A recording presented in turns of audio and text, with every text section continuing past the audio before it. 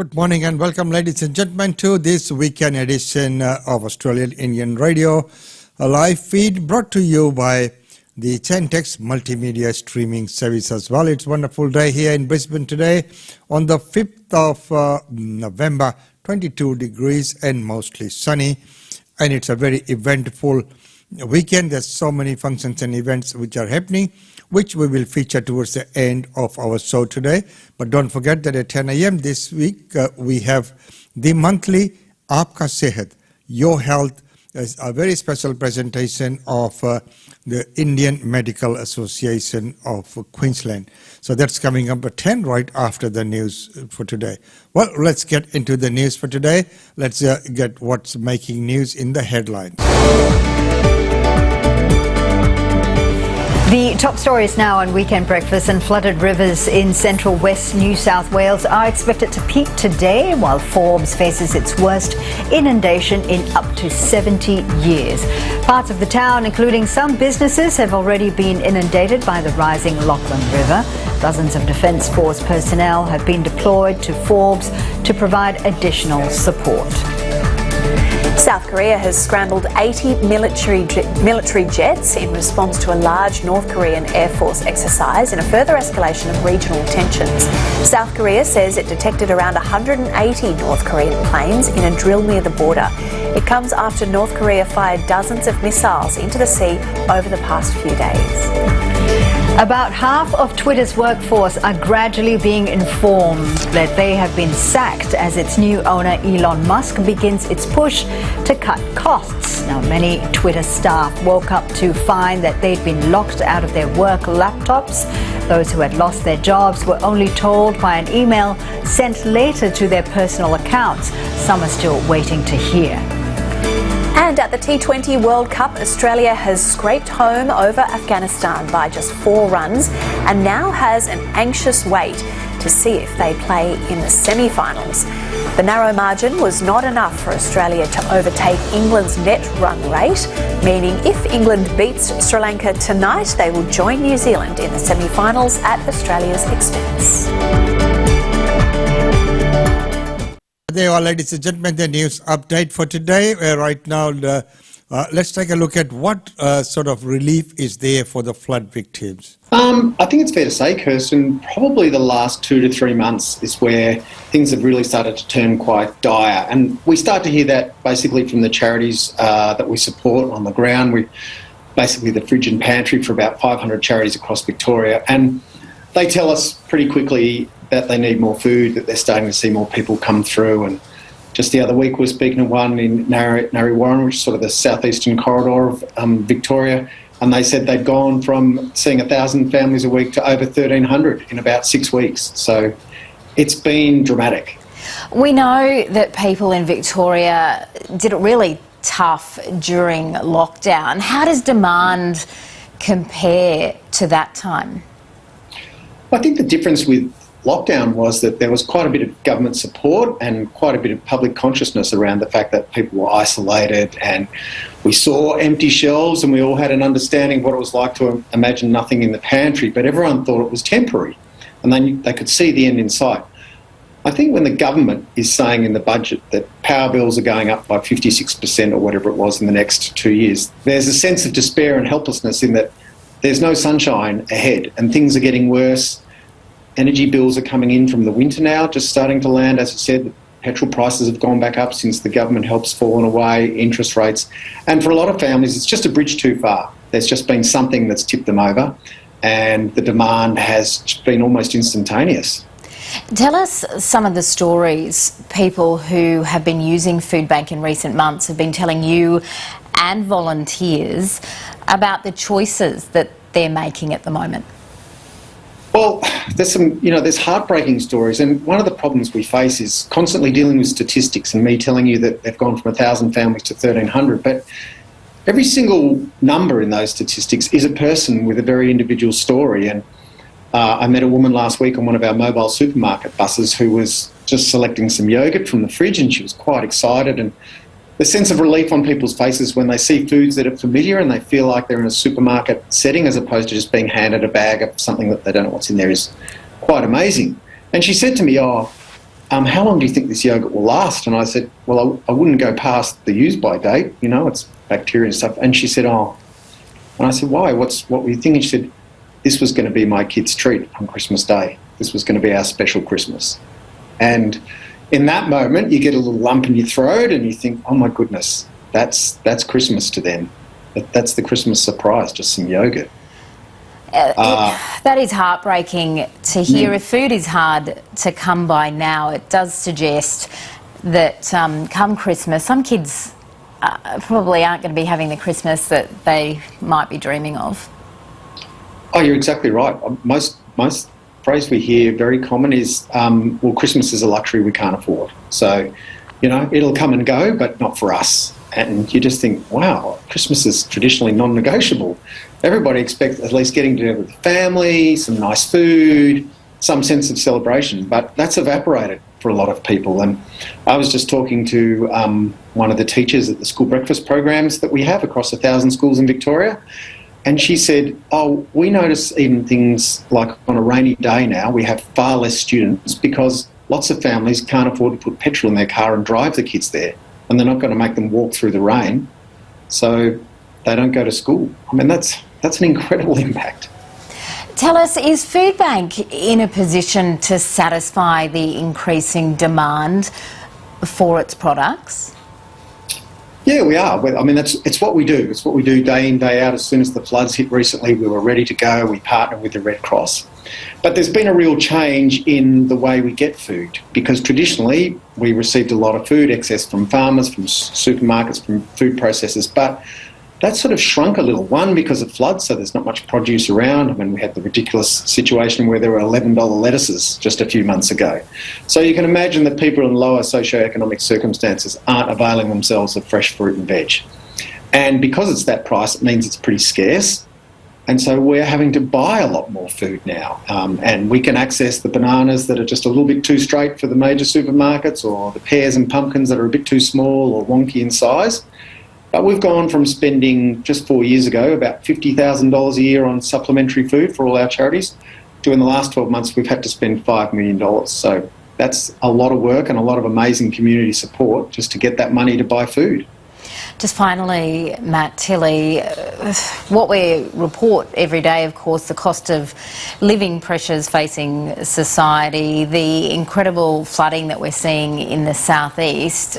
What do these stories mean to you? Do they mean that this increased demand is likely to remain as high, at least, for months, possibly even a year from here? Absolutely months. I mean, these floods have also occurred in food bowl areas, so there's a scarcity of food for these people who live there. Their supermarkets and their food access points have been destroyed and are being rebuilt. And then for those that do have access to food, or a little bit more on the fringe, prices are going to skyrocket because crops have been wiped out. So that's already going to get you past Christmas. And then, as we mentioned before, escalating energy costs are going to go for another year or two. So we don't see any turnaround. We actually see things. Well, what a wonderful job that they're doing. What a great job they're doing out there. Such a heart-touching story about the lady who was collecting that yogurt that she wanted to keep it for Christmas. Makes your heart break. But there are people doing it very, very tough. So spare a thought for them during the festive season. Well, right now, Dominic Paratat is speaking at Forbes about the impacts of flooding.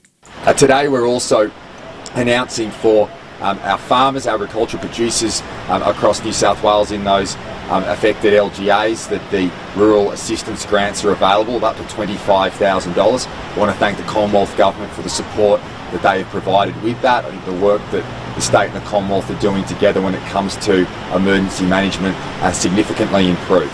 We'll continue to work with the Commonwealth Government in relation to additional support, financial support for our farmers who have gone through a very difficult time, many coming back through drought, now on the way to having a bumper harvest, and for that to be lost in this difficult time is a real challenge, but the government is here from both the state and Commonwealth level to provide that additional support for those who need it.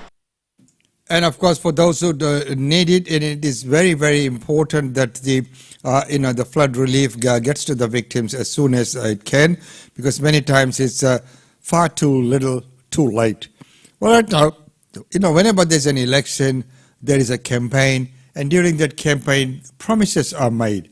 So right now, what is the biggest regret from that campaign that our Treasurer, Jim Chalmers, has? Here's that report.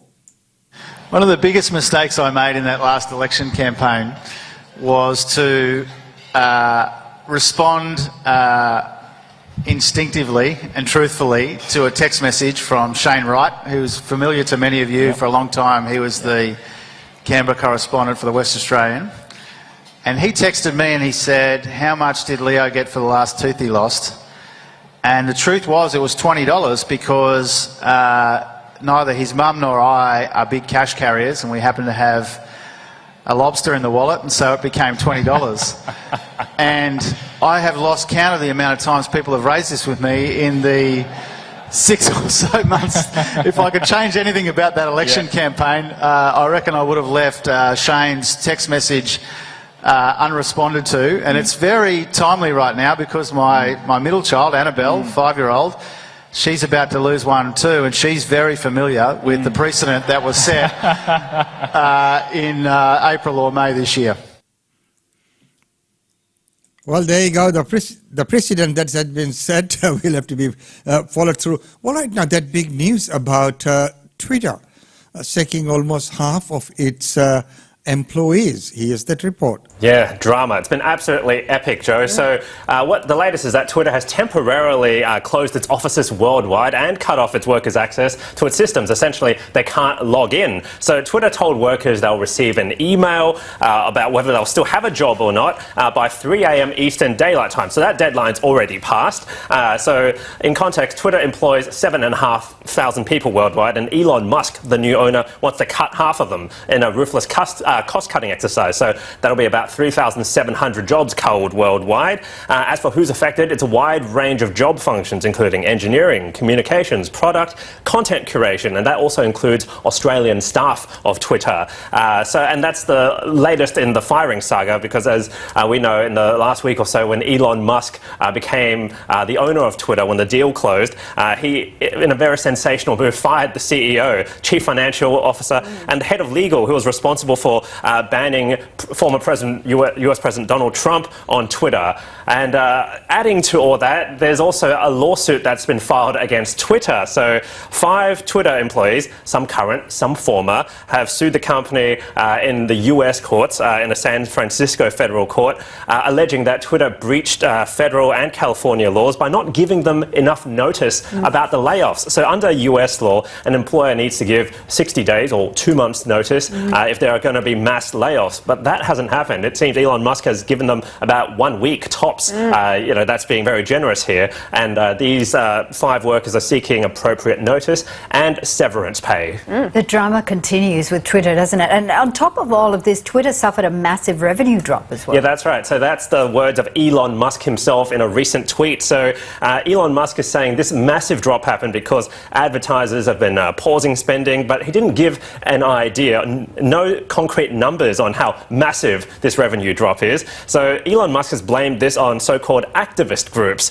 who are pressuring advertisers. So Elon Musk also said Twitter has done everything it could to appease them, and went as far as calling them, these people launching an attack on free speech in a very sensational comment. But he also didn't say who these activists were. As for the advertisers who've boycotted or paused advertising, the latest is Volkswagen, the big global car company. Its brands include Audi, Lamborghini, Bentley, Porsche and VW, all very big names that fall under the Volkswagen banner.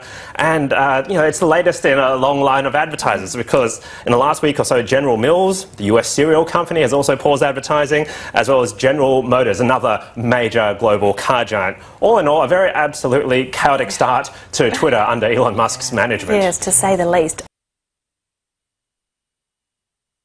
Say the least. Well, of course, it is a cost-cutting measure, but you always need to maintain your integrity and maintain your status out there as well.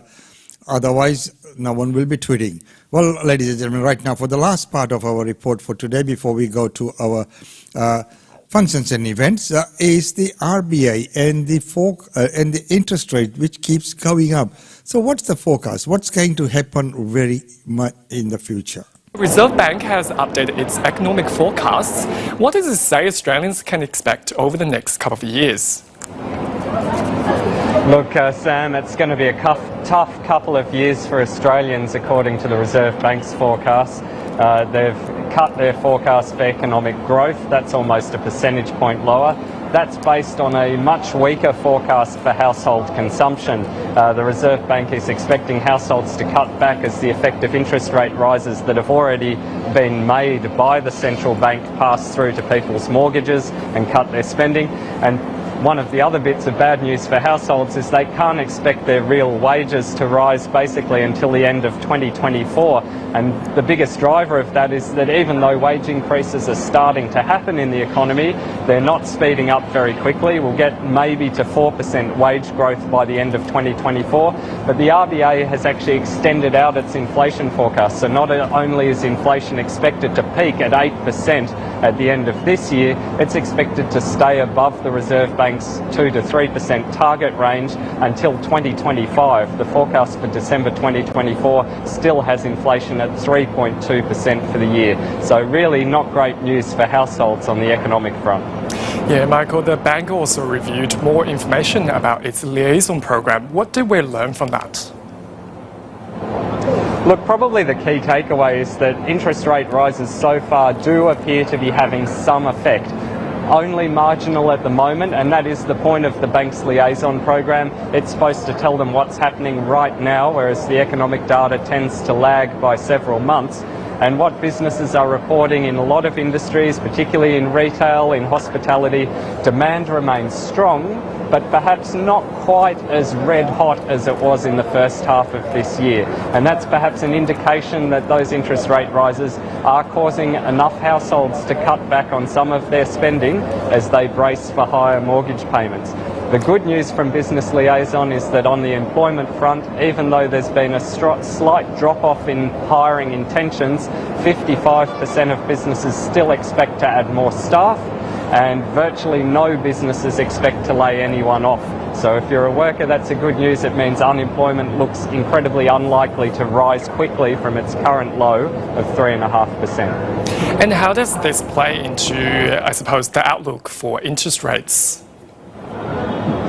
Look, today's statement on monetary policy is going to have some market economists worried. To name one, Westpac's chief economist Bill Evans has been concerned that the Reserve Bank might be moving too slowly and that inflation expectations might start to get baked in and people might start to demand higher wage rises as businesses might feel more confident passing through the cost increases in higher prices. He won't be comforted by today's forecast that inflation won't return to the target range of 2 to 3% over the forecast horizon. So we're talking 2025 before the Reserve Bank achieves its objective. Certainly on previous arguments from him and other economists like him, they would say that's too slowly, that the central bank should be trying to raise interest rates enough to get inflation back within that target, probably within the next year to 18 months, not leaving it more than 2 years away. So there will be an argument that the Reserve Bank should return to moving more aggressively.